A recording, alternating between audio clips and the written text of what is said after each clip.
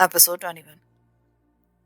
मैं दूसरे रोज हस्बे मामूल से पहर के वक्त तारिक रोड पर पहुंच गया ताकि अपनी बेचैन और मुस्तरब उंगलियों को करार पहुंचाऊं और नसरीन की तलाश भी जारी रखूं।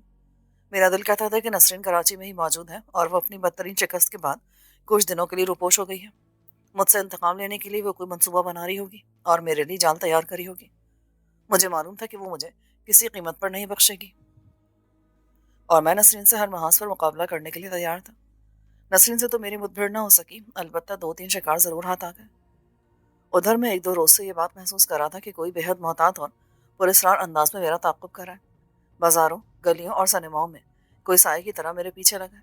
पहले दिन तो मैंने उसे वहम समझकर जहन से झटक दिया, लेकिन दूसरे दिन भी ऐसा ही महसूस हुआ।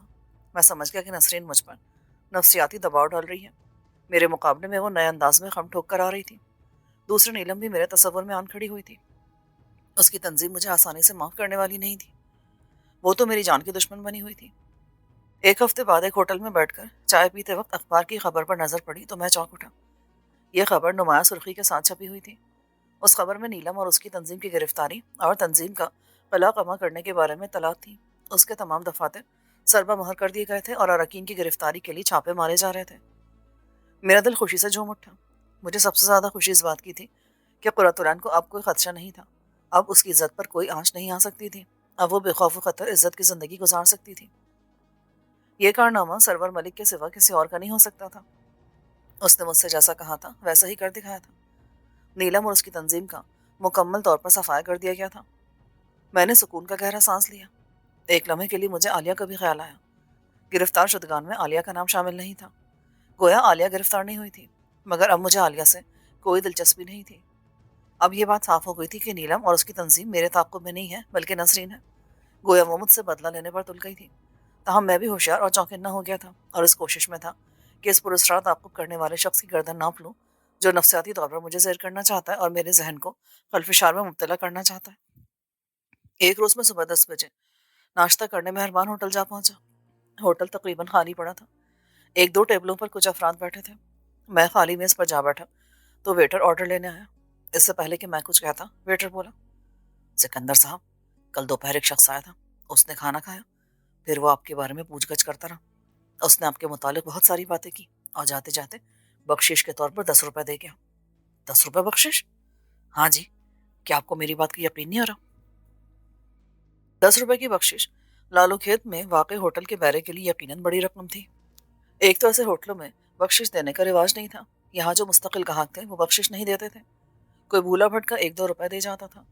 मालूम नहीं ये 10 रुपए देने वाला कौन हातिम ताई था। वो शख्स मेरे बारे में क्या पूछ रहा था? आपके घर का पता, आपके पेशे और दोस्तों के बारे में पूछ रहा था। मैंने घर का पता बताया, मगर ये ना बता सका कि आप क्या काम करते हैं। दोस्तों के बारे में भी मैंने लाइल्मी जाहिर कर दी। मुझे क्या मालूम कि आपके दोस्त कौन है और कितने हैं। नसरीन को मेरे घर के पते की जरूरत थी। शायद वो मेरे घर पर अपने साथियों या अपनी हशर सामानियों के साथ धावा बोलना चाहती थी। मैंने वेटर से उस शख्स का हुलिया दरियाफ्त करके उसे जहर नशीन कर लिया। वेटर ने जो हुलिया बताया था वो मेरे लिए कतई अजनबी था। नाश्ता करके घर जाते हुए तरह तरह के सवाल मेरे जहन में गर्दिश कर रहे थे। मुझे एक नामालूम से तशवीश होने लगी कि नसरीन मेरे बारे में आम मालूमात हासिल करके क्या फ़ायदा उठाना चाहती है। वो मुझे ब्लैकमेल तो करने से रही। मैं इन्हीं सोचों में गुम अपने मोहल्ले से गुजारा था कि अनवर जनरल स्टोर के मालिक अनवर साहब ने मुझे बुलाकर कहा, सिकंदर साहब मुबारक हो। किस बात की मुबारकबाद? शादी की। और किस बात की? भाई आपने हमें बताया नहीं, मगर हमें मालूम हो ही गया। कल आपके ससुराल वाले आए थे। मेरे ससुराल वाले? कल शाम एक साहब बड़ी तफसील से आपके बारे में पूछ रहे थे। उन्होंने मेरे पूछने पर बताया कि उनकी भतीजी की शादी की बातचीत आपसे चल रही है। लड़के वालों ने लड़की पसंद कर ली है। अब हम लड़के के बारे में जरूरी मालूमात हासिल कर रहे हैं। तो आपने उन्हें क्या बताया मेरे बारे में? मैंने उन्हें बताया कि आप इस दुनिया में अकेले हैं। माँ बाप हैं और ना ही बहन भाई। करीबी रिश्तेदार भी नहीं है। तालीम इंटर तक पाई है। मजीद तालीम किसी वजह से हासिल नहीं कर सके। किसी फर्म में बतौर कमीशन एजेंट काम करते हैं। तनख्वाह 2000 से ज्यादा ही है। मेरा मतलब है कि बात बन जाती है। उसके अलावा मैंने बताया कि आप बेहद शरीफ और नेक आदमी हैं। वैसे मैंने गलत तो नहीं कहा ना उनसे? जी नहीं। शादी की तारीख तय होते आपकी मिठाई पक्की। उसी रात में नैरन सिनेमा से आखिरी शो देखकर उस गली में से गुजरा था जो मेरे घर को जाती थी। गली उस वक्त सुनसान वीरान थी। खासी सर्दी थी। गर्मी के मौसम में रात 12-1 बजे तक उमूमन चहल पहल रहती थी, लेकिन उन दिनों सर्दी की वजह से 10-11 बजे ही सन्नाटा छा जाता था। मैं बल खाती और घूमती हुई गली से गुजर रहा था कि अचानक ठिठक कर रुक गया। एक बदमाश शख्स को गोया फुटबॉल समझकर उससे खेल रहा था। वो तीनों के दरमियान लुढ़कता फिर रहा था। शायद बदमाश उसे अधमुआ करके लूटना चाहते थे। बिजली के खंभे पर लगे हुए बल्ब की मलगुजी रोशनी फैली थी। मैं कोई 10-15 गज के फासले पर था। उन बदमाशों के चेहरे के खद्दोखाल वाजे न थे। एक निहत्थे और तना शख्स को उन तीनों के हाथों बेबसी से पिटता देखकर मैं चीखा, रुक जाओ बदमाशों। दूसरे लम्हे मैंने अपने हाथ जेब में डाला और चाकू निकालकर फिजा में लहराते हुए उनकी तरफ लपका। वो तीनों चौंके और उन्होंने मेरी तरफ देखा। मेरे हाथ में चाकू देखकर वो डर गए। उन्होंने उस शख्स को मेरी तरफ धक्का दिया। वो किसी गेंद की तरह जमीन पर गिरा और फिर वो तीनों मुखालिफ सित में भाग खड़े हुए। मैं उस शख्स के करीब पहुंच कर रुका। उन बदमाशों का ताक़ुब मेरे लिए बेकार था। मेरा मकसद भी उस शख्स को बदमाशों के नरके से निकालना था। मैंने झुककर उस शख्स को उठने में मदद दी। जो दर्द और तकलीफ से कर रहा था वो उठने की कोशिश कर रहा था। वो नीम जा था। उसका सांस बुरी तरह फूला हुआ था। मेरे सहारे खड़े होकर उसने फंसी फंसी आवाज में कहा, पानी, पानी। मेरा घर करीब ही है, हौसला करो तो 2 मिनट में पहुंच जाएंगे। वहां चलकर पानी भी पी लेना और आराम भी कर लेना। मैं उसे सहारा देकर घर की तरफ ले चला। सारे रास्ते वो दर्द से कराहता हुआ चल रहा था। मुझे दुख और हैरत इस बात की हो रही थी कि कोई भी इस हंगामे और शोर गुल को सुनकर नहीं निकला था। जब मैं उसे लेकर घर आया और पलंग पर बिठा दिया, फिर एक गिलास पानी लाकर दिया, वो एक ही सांस में गटागट पी गया। जिस वक्त वो पानी पी रहा था तो मैंने उसका जायजा लिया। वो एक अधेड़ उम्र का सेहतमंद शख्स था। चेहरे पर फ्रेंच कट दाढ़ी थी। उसने पानी पीकर ग्लास वापस किया और मैं ग्लास वापस रख कर आया तो उससे पूछा कि वो चाय पिएगा या कॉफी। मैंने उसे देखा तो घबरा गया। उसकी हालत गैर हो रही थी। वो अपना सीना दबाकर दर्द से जैसे तड़प रहा था। मेरे पलंग तक पहुंचने से पहले वो एकदम उसी हालत में फर्श पर गिर गया। मैंने लपक कर उसे संभाला और दोबारा पलंग पर बिठा दिया। वो किसी दमे की मरीज की तरह सांस लेते हुए बोला, मेरे दोस्त, मुझ पर एक एहसान और कर दो। मेरा दिल बैठा जा रहा है। मुझ पर दिल का दौरा पड़ने वाला है। तुम ये दवा भी और इसी वक्त कहीं से ला कर दे दो। अगर मुझे आधे घंटे के अंदर अंदर दवा नहीं मिली ना तो मैं। आखिरी जुमला अधूरा छोड़कर उसने अपना लरसता हुआ हाथ जेब में डाला और एक छोटी सी शीशी निकाली। दवा के पैसे ले लो भाई। मैंने उसके हाथ से 10 का नोट नहीं लिया। एक शख्स की जिंदगी खतरे में थी। मैं शीशी लेकर फौरन ही बाहर लपका। बाहर आया तो मुझे याद आया कि डाकखाने के पास जो रहमान मेडिकल स्टोर है वो रात गए तक खुला रहता है। मैं भागम भाग वहां पहुंचा। दवा लेकर वापस आया तो कमरा खाली पड़ा था। वो शख्स वहां नहीं था। चंद लम्हे में बड़ी हैरानी के आलम में खड़ा रहा। फिर अचानक मुझे ख्याल आया तो मैं सूरत से गुसल खाने की तरफ बढ़ा। उसका दरवाज़ा खुला हुआ था। मैंने अंदर झांका मगर खाली पड़ा था। मेरी समझ में नहीं आ रहा था कि वो कहाँ गया। दूसरे कमरे में भी नहीं था। मान मेरी नज़र मेज़ पर पड़ी तो मैं चौंक गया। मेरी तस्वीर का खाली फ्रेम मेज़ पर पड़ा था, लेकिन तस्वीर गायब थी। यह हरकत उस शख्स के अलावा और किसी की नहीं हो सकती थी। गोया वो कोई बहुत बड़ा फ्रॉडी था। मेरे जहन में झमाका सा हुआ। क्या सारी कार्रवाई महज मेरी तस्वीर के हुसूल के लिए थी? कहीं ऐसा तो नहीं कि नसरीन का कोई कारिंदा हो और मेरे माल पर हाथ साफ करने आया हो, फिर मुझे धोखा देने के लिए तस्वीर उठाकर ले गया हो। वैसे तस्वीर चुराना कोई अहम बात नहीं थी। ये ख्याल आते ही मैंने अपनी महफूज जगह देखी। जेवरात और रकम मौजूद थे। सब चीज़ें अपनी जगह जू की तो थी। किसी चीज़ को हाथ तक नहीं लगाया गया था। नसरीन को तस्वीर की ज़रूरत थी और उसके कारिंदे ने इसी बहाने मेरी तस्वीर चुरा ली थी। मैं बिस्तर पर लेटकर बड़ी देर तक चारों तरफ जहन दौड़ाता रहा कि नसरीन मेरी तस्वीर लेकर क्या करेगी। आखिर वो उससे क्या फ़ायदा हासिल करना चाहती है। कुछ समझ नहीं आ रहा था। मगर एक बात वाज़ेह हो गई थी कि यही शख्स था जो गुज़िश्ता चंद रोज़ से साए की तरह मेरे पीछे लगा हुआ था। अब इस बात का इम्कान पैदा हो गया था कि नसरीन से ड्रामाई अंदाज में मुठभेड़ होगी, इसलिए कि वो नई शातराना चालों से मेरे मुकाबले पर आ रही थी। किसी भी लम्हे को गैर मुतवक्को वाक़या पेश आ सकता था। मैं इन्हीं ख्यालों में गुम सो गया। अगली शाम नसरीन से मिलने की ख्वाहिश और तजस्सुस लिए सदर आ गया।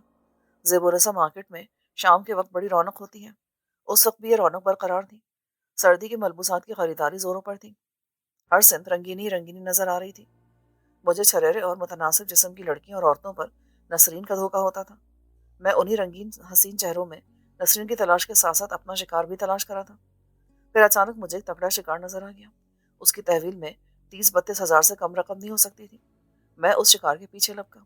मैंने चंद कदमों का फासला बमुश्किल तय किया होगा कि दफातन जैसे मेरी समात में शहद से खुल गया। सिकंदर साहब, प्लीज सुनिए तो। आवाज़ बड़ी रसीली और बारीक सी मगर गैर मानूस थी। मैं चौंक कर रुका। मेरे मोहल्ले की बहुत सी लड़कियां और औरतें मुझे जानती थीं। मैंने पलट कर देखा तो मुझ पर नशा सा छाने लगा। वज़ाक़ता से वो कोई अमीर कबीर औरत लग रही थी। सफ़ेद साड़ी, सफ़ेद ब्लाउज और सफ़ेदी आस्तीन वाले स्वेटर में वो منجمد चांदनी सी मालूम हो रही थी। खुले बाल पुश्त पर लहरा रहे थे। कद भी निकल दफा था जिसने उसे और पुरकशिश बना दिया था। उसके हाथ में जो पर्स था वो भी सफ़ेद था। मैंने हैरत और सवालिया नज़रों से वेनस के उस मुजस्समे को देखा तो उसने दिलकश मुस्कुराहट से पूछा, आप सिकंदर आज़म ही है ना? जी हाँ। मैं उस अजनबी हसीन औरत की जुबान से अपना नाम सुनकर हैरान रह गया। मैंने आपको डिस्टर्ब तो नहीं किया? मैंने दिल ही दिल में कहा। आप सारी जिंदगी मुझे डिस्टर्ब करती रहें तो भी मुझे कोई एतराज़ नहीं होगा। नहीं, लेकिन मैंने आपको पहचाना नहीं। फरमाइए, क्या खिदमत कर सकता हूँ आपकी? मैं माफ़ी चाहती हूँ कि ना वक्त आपकी मसरूफियत में मुखल हुई। मैं मसरूफ़ नहीं हूँ बल्कि फ़ारिग ही फ़ारिग हूँ, मगर मैंने आपको पहचाना नहीं। मैं आपको पहचानती हूँ और आपकी शख्सियत से भी अच्छी तरह वाकिफ़ हूँ। उसके भरे भरे गुदाज होठों पर मायने खेज मुस्कुराहट फैल गई और वो मेरे हाथों की तरफ देखने लगी। मैं ठिठक सा गया। क्या सारा शहर मेरे बारे में अच्छी तरह से जानने लगा है? मुझे यूं लगा जैसे मैं कोई तमाशा बनने वाला हूँ। क्या आप मुझे अपने कीमती वक्त में से कुछ हिस्सा दे सकते हैं? कैसी वक्त? जी, मैं आपके नुकसान की तलाफी करने के लिए भी तैयार हूँ। अगर आप कुछ देर के लिए मेरे साथ चलें तो ताउम्र आपकी एहसानमंद रहूंगी। मैंने चंद लम्हे सूरत हाल पर गौर किया और फिर उसके साथ चलने पर राजी हो गया। मुझे यकीन हो गया था कि ये औरत भी नसरीन ही की कोई चाल है।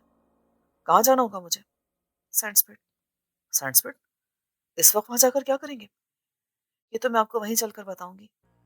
मगर वो तो बहुत दूर है और वहां पहुंचते पहुंचते शाम हो जाएगी। मेरे पास कार है और फिर मैं वापस आपको आपके घर उतार दूंगी। आप एक बार फिर अच्छी तरह सोच लें कि मैं एक नाअहल शख्स हूँ जिस मेरे बारे में जिस किसी ने भी आपको बताया गलत बताया है, या फिर आपको मेरे बारे में कोई गलत फहमी हुई है। मैं मुतमईन हूँ, किसी के सही या गलत बताने से मुझे कोई फर्क नहीं पड़ता। मैंने सोचा बाज़ाहिर ये औरत कितनी नफीस, मुहज़्ज़ब, शाइस्ता और ठीक ठाक मालूम हो रही है, मगर अंदर से शायद इसके बरक्स है। वो नसरीन की आला कार थी और नसरीन संस्कृत पर बेचैनी से मेरी मुंतजर होगी। शायद वो मुझे मछलियों का चारा बनाना चाहती होगी। मैंने सोचा कि अगर नसरीन के दिल में यह हसरत है तो इसे भी पूरा कर लेने दो। अगर मेरी ज़िंदगी बाकी है तो नसरीन ही क्या, कोई भी मेरा कुछ नहीं बिगाड़ सकता।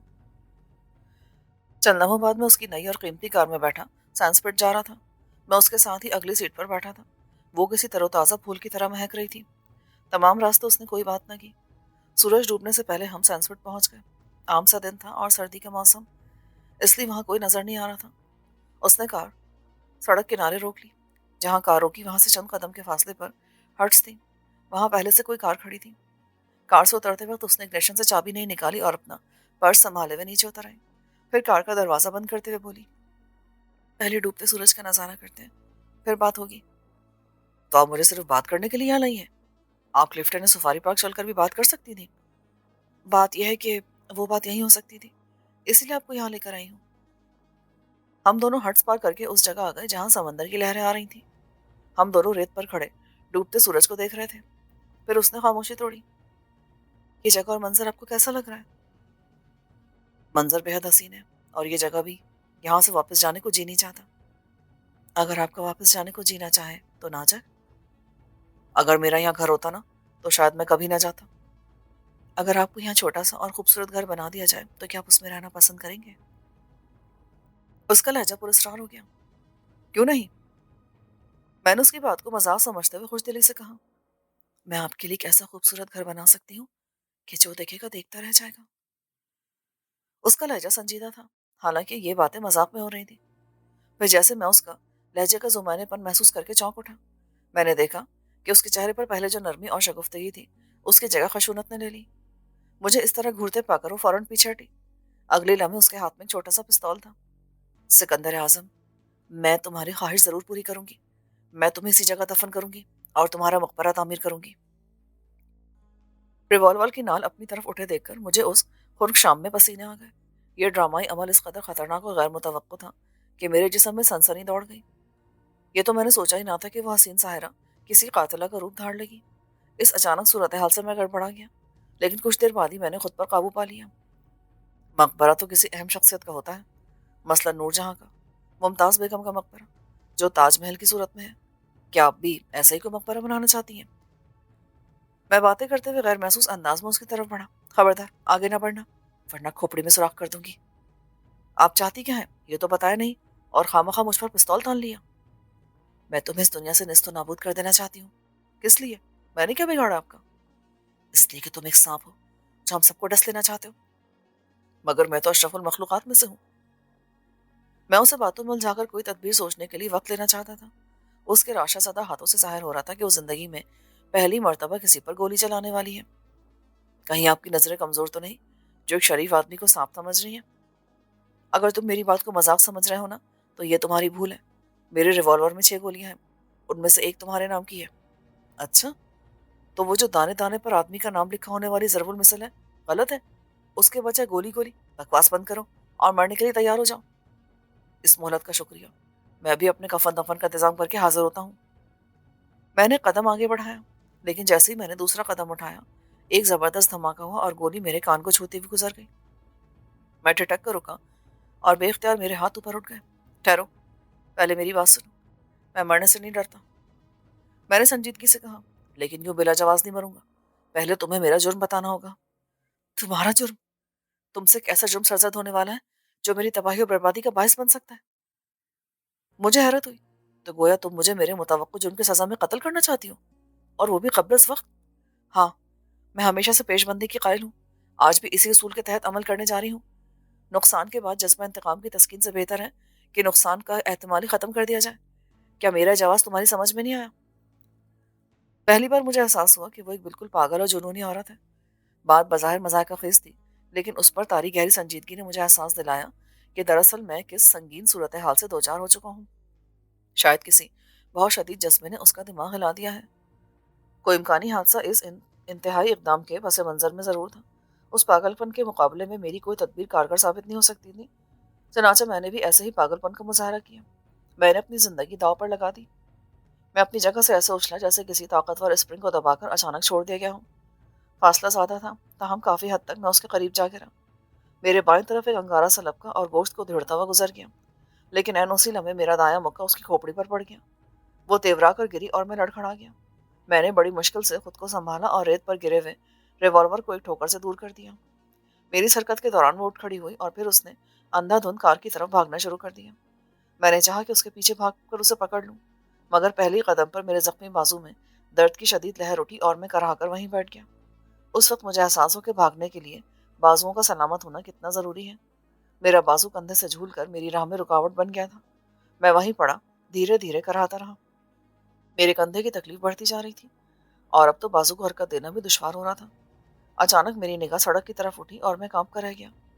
वो मोटरसाइकिल सवार थे और तादाद में 2 दर्जन से किसी भी तरह कम ना थे। उनकी मोटरसाइकिलों की आवाज़ से फिजा लरज रही थी और मैं एक बार फिर उठने की कोशिश करने लगा, लेकिन मेरी आंखों के सामने अंधेरा छाने लगा।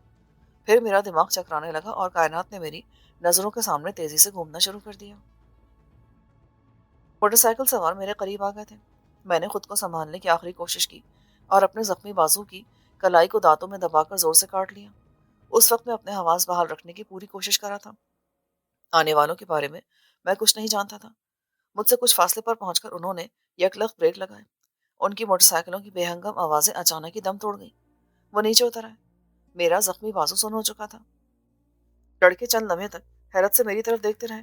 फिर उन्होंने कुछ ना समझने वाले अंदाज में एक दूसरे की तरफ देखा, लेकिन खामोश रहे। वो सब 18 से 20 साल की उम्र रखने वाले थे और उन सबका लिबास तकरीबन एक जैसा था। अरे, ये तो जख्मी लगता है, एक नौजवान अपने साथियों की तरफ देखकर बोला। वो एक बेहद गोरा और बुलंद कामत नौजवान था। दूसरे लड़कों ने कोई तबसरा नहीं किया, लेकिन वो सब लपक कर मेरे इर्द गिर्द जमा हो गए। मेरी हालत देखकर उन सबके चेहरों पर हैरत फैल गई। फिर चंद नौजवान दो जानू होकर मेरे पास बैठ गए। एक लड़के ने मेरा जख्मी बाजू थाम लिया और जख्म का जायजा लेने लगा। क्या हुआ भाई, तुम्हें किसने जख्मी किया है? उसके छिड़ने से मेरे बाजू में शदीद तकलीफ का एहसास हुआ। मैंने अपने जबड़े भींच कर तकलीफ पर काबू पाने की कोशिश की, लेकिन कराह कर रह गया। उन लोगों ने मेरी कैफियत भांप ली थी। वो सब ओबाश किस्म के नौजवान थे। ताहम मुझे इत्मीनान हो गया कि वो मेरे लिए खतरनाक साबित नहीं होंगे। मेरे साथ उनकी कोई दुश्मनी नहीं थी। फिर मेरी हालत ऐसी थी कि मैं किसी भी इंसान की फितरी हमदर्दी हासिल करने में कामयाब हो सकता था। मुझ पर झुके हुए नौजवान ने बड़ी आहिस्तगी से मेरा बाजू वापस रेत पर रखा। फिर वो एक दूसरे नौजवान से बोला, अरशद, मेरा ख्याल है यहाँ तुम्हारा जादुई बॉक्स काम आ सकता है, लाना तो जरा। शायद उनके पास कोई फर्स्ट एड बॉक्स था जिसे वो जादुई बॉक्स कह रहे थे। बुरी आंखों वाला अरशद बॉक्स लेने चला गया। उनकी मोटरसाइकिलों के पीछे मुख्तलिफ किस्म का सामान रखा नजर आ रहा था। मैं समझ ना सका कि वो इस वक्त यहाँ क्या करने आए हैं और फर्स्ट एड बॉक्स के अलावा उन्हें दूसरे सामान की ज़रूरत क्यों है। ظاہر ہے وہ اس سنسان ساحل پر میری مدد کرنے تو آئے نہیں تھے، یقیناً ان کے پیش نظر کوئی اپنا پروگرام رہا ہوگا، اور وہ کچھ بھی ہو سکتا تھا۔ تھوڑی دیر بعد ارشد فرسٹ ایڈ کا باکس لے کر آ گیا۔ جس لڑکے نے ارشد کو ہدایت دی تھی اس نے باکس کھولا اور ایک شیشی نکالی، اس میں ٹینچر تھا۔ ٹھہرو، پہلے میں سیبوں کا تھیلا لے آؤں۔ گورے رنگ والا دراز قامت نوجوان ہاتھ اٹھا کر بولا۔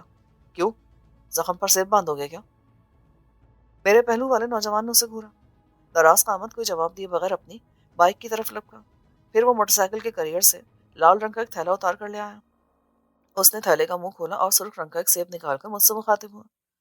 اسے اپنی داڑھ کے نیچے رکھ لو، اس سے قدرے فاقہ رہے گا، وہ بولا اور سیب زبردستی میرے منہ میں ٹھونس دیا۔ اس کے انداز میں شرارت تھی۔ اسی لمحے مجھے اپنے بازو پر تیزاب سا گرتا محسوس ہوا۔ دوسرے نوجوان نے ٹینچر کی پوری بوتل میرے بازو پر انڈیل دی تھی۔ ایک متحرک آگ مجھے بازو سے کھوپڑی کی طرف لہراتی محسوس ہوئی۔ میں نے بے اختیار لوٹ لگانا چاہی، لیکن اسی لمحے دو نوجوانوں نے مضبوطی سے مجھے جکڑ لیا۔ میرے منہ میں دبا ہوا سیب اچھل کر ریت پر گر گیا۔ دراز قد نوجوان کے منہ سے قہقہا بلند ہوا۔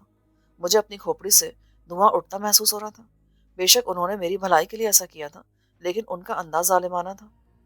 پھر رفتہ رفتہ میرے زخمی بازو پر ٹھنڈ سی پڑ گئی۔ درد کا احساس ہو رہا تھا، لیکن زخم کی جلن کافی حد تک ختم ہو گئی تھی۔ پھر ایک لڑکے کی نظر تھوڑی دور پڑے ریوالور اور پرس پر پڑی۔ ارے! وہ حیرت سے ان چیزوں کی طرف دیکھتے ہوئے بولا۔ پھر اس نے وہ دونوں چیزیں اٹھا لی۔ سب لڑکے اس طرف متوجہ ہو گئے۔ یہ سب کیا ہے؟ ان سب کے چہرے سنجیدہ ہو گئے تھے۔ یہی میرے لیے ایک مشکل مرحلہ تھا۔ ان لوگوں کو مطمئن کرنا تھا، جبکہ حقیقت حال سے پردہ اٹھانا خلاف مصلحت تھا۔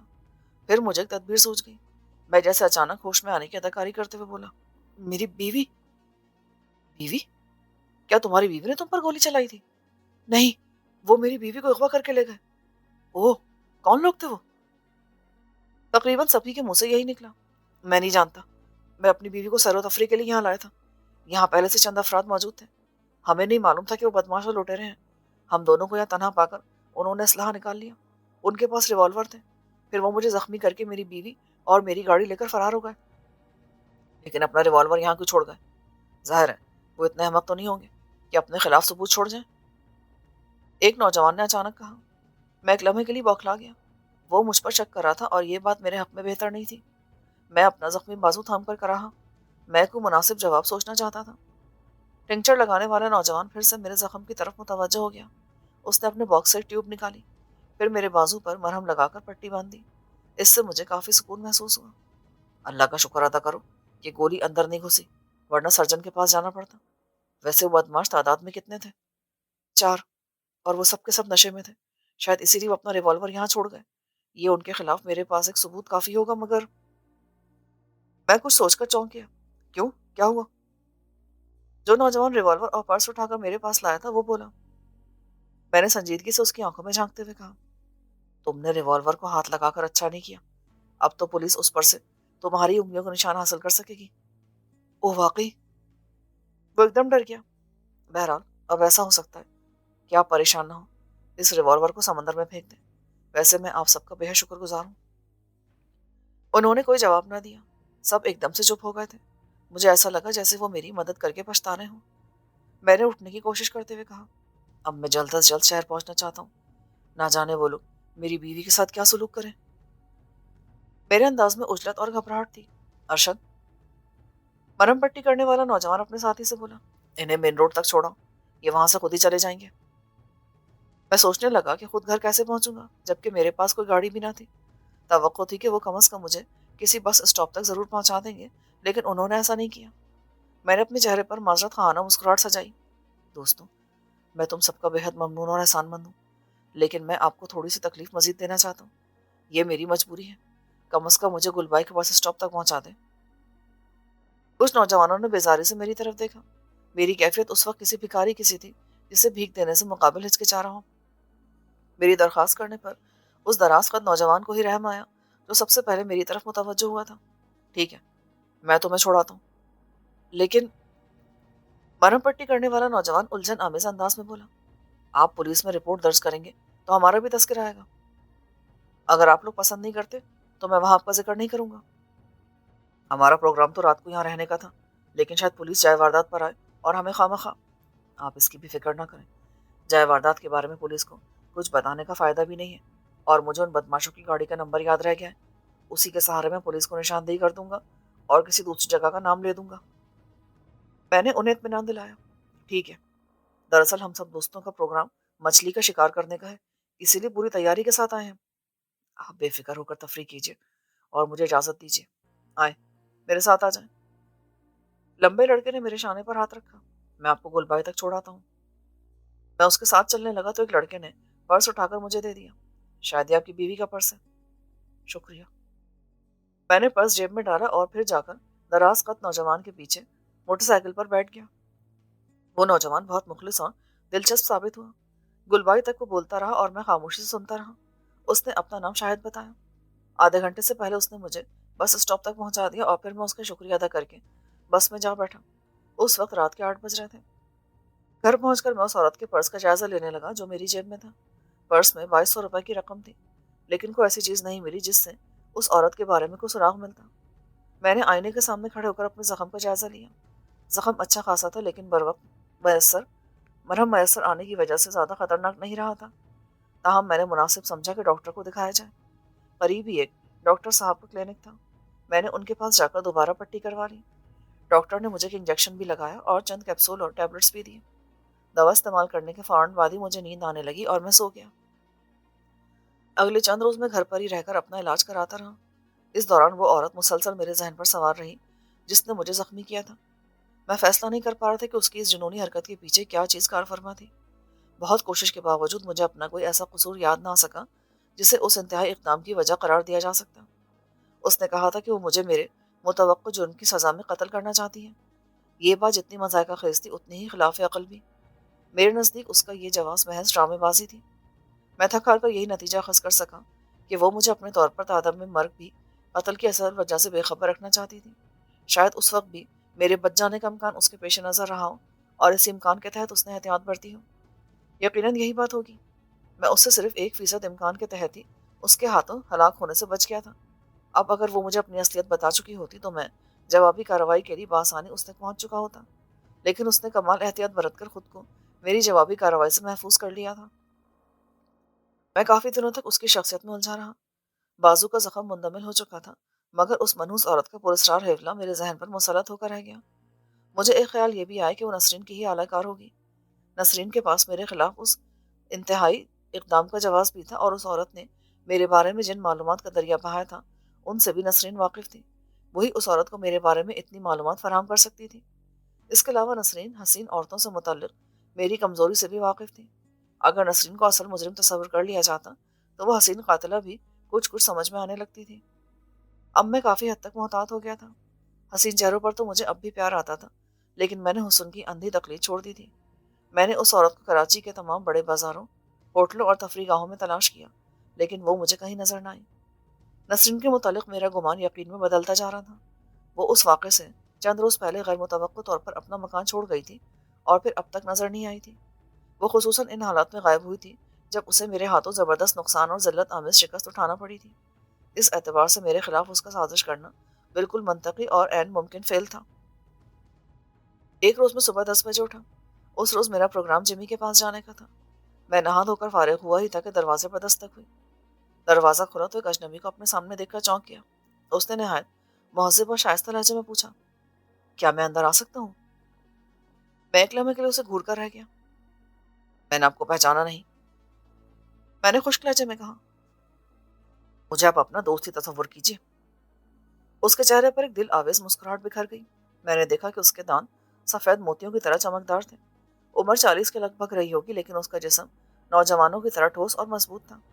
میں اس کی دلکش مسکراہٹ سے متاثر ہوئے بغیر نہ رہ سکا. کیا اندر آنے کا راستہ نہیں دیں گے؟ کچھ اچھا نہیں لگتا کہ یہاں دروازے پر کھڑے کھڑے گفتگو کی جائے. میں نے بادر ناخواستہ ایک طرف ہٹ کر اسے اندر آنے کا راستہ دیا. جب وہ کمرے میں داخل ہو کر کرسی کی طرف بڑھا تو میں محسوس کیے بغیر نہ رہ سکا کہ وہ کوئی فوجی ہے. وہ گہرے نیلے رنگ کے دھاری دار سوٹ میں تھا اور پیروں میں غیر ملکی چرمی بوٹ تھے. وہ کرسی پر بیٹھ گیا اور میں اس کے پیچھے چلتا جب اس کے قریب پہنچا تو اس نے پہلی بار مسافہ کے لیے ہاتھ بڑھایا. مجھے کرنل نیاز احمد کہتے ہیں. میں نے مسافہ کیا. اس نے بڑی گرمجوشی اور محبت سے میرا ہاتھ دبایا اور پھر ایک دلکش مسکراہٹ مجھ پر نچھاور کی. فرمائیے، میں آپ کی کیا خدمت کر سکتا ہوں؟ سکندر صاحب، حقیقت ہے کہ ہمیں آپ کی خدمتوں کی ضرورت ہے، اور خدمتیں بھی ایسی جو سکندر اعظم کے شایان نشان ہو۔ میں نے حیرت سے اس کی طرف دیکھا۔ اگر آپ کا مطلب کسی خاص خدمت سے ہے تو میں ایک معمولی سا آدمی ہوں، میں آپ کے بھلا کس کام آ سکتا ہوں؟ اس نے جواب دینے سے پہلے اپنی جیب میں ہاتھ ڈالا تو میں چونک پڑا۔ پہلا خیال یہی آیا کہ کہیں وہ اپنی جیب سے پستول تو نہیں نکال رہا۔ غیر ارادی طور پر میرا ہاتھ جیب میں بڑے چاقو کو ٹٹولنے لگا۔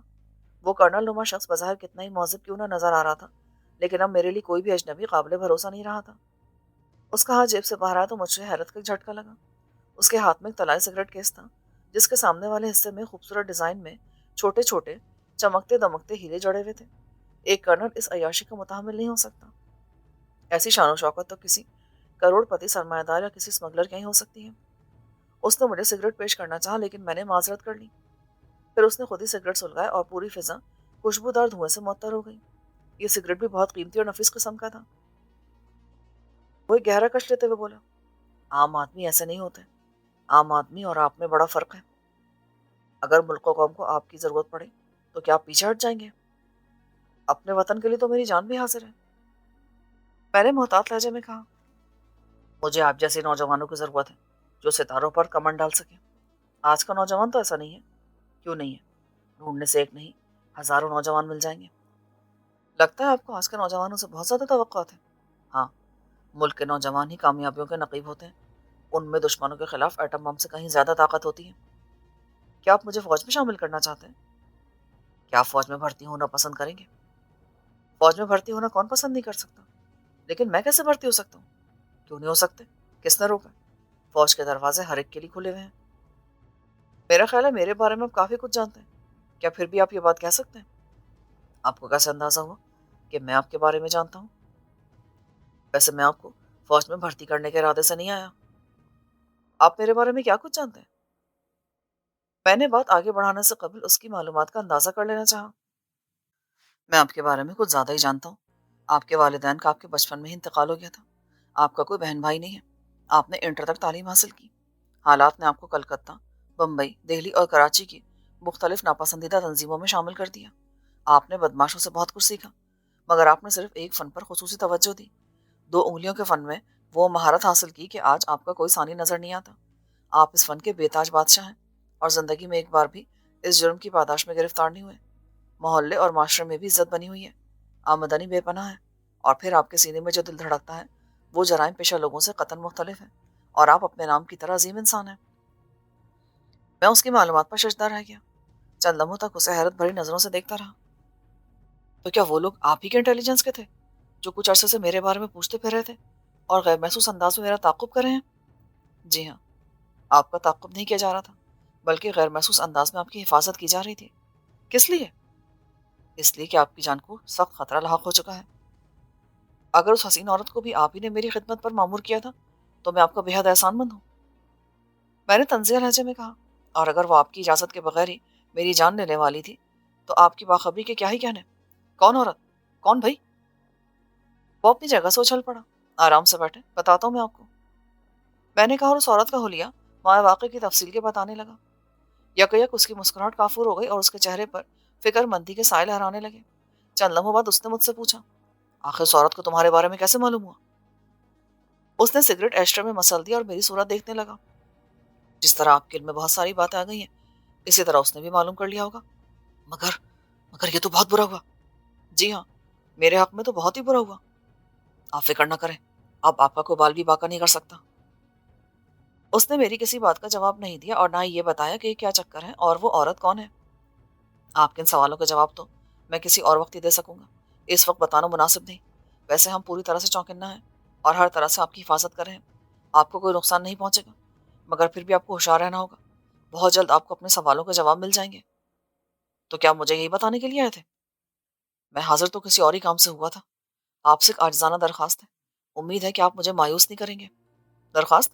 کیسی درخواست؟ مجھے اس کے متلجیانہ لہجے پر حیرت ہوئی۔ میں اپنے مشن میں آپ کو پوری طرح شامل کرنا چاہتا ہوں۔ اس کے لیے مجھے آپ کے تعاون کی اشد ضرورت ہے۔ میں آپ سے ایک وعدہ لینا چاہتا ہوں۔ میرا ذہن فوراً منشیات کے بین الاقوامی اسمگلرز کی طرف گیا۔ یہ لوگ ایسے نوجوان لڑکوں اور لڑکیوں کو ترجیح دیتے ہیں جو ذہین و فتین، خوش شکل، نڈر اور بے حد ضرورت مند بھی ہوں۔ وہ ان کی کمزوریوں سے فائدہ اٹھا کر ان کو اعلی کار بناتے ہیں۔ میں نے صاف صاف بات کرنے کا فیصلہ کیا. کیا آپ مجھے منشیات کی اسمگلنگ کے لیے اپنا اعلی کار بنانا چاہتے ہیں؟ جی؟ جی نہیں، ہرگز نہیں.